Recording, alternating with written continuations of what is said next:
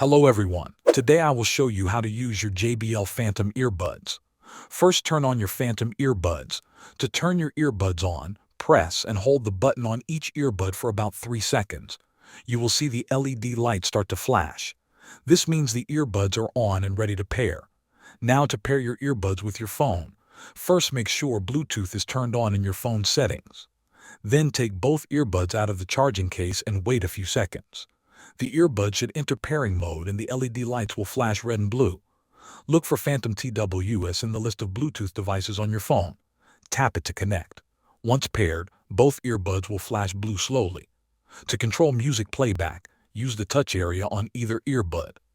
Tap once to play or pause your music. Double tap to skip to the next track.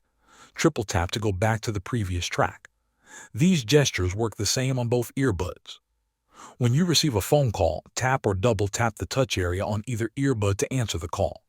To reject an incoming call, touch and hold the touch area for about 2 seconds. To end a call, tap the touch area once. When you are done using the earbuds, place them back into the charging case. They will turn off and start charging automatically. Thanks for watching.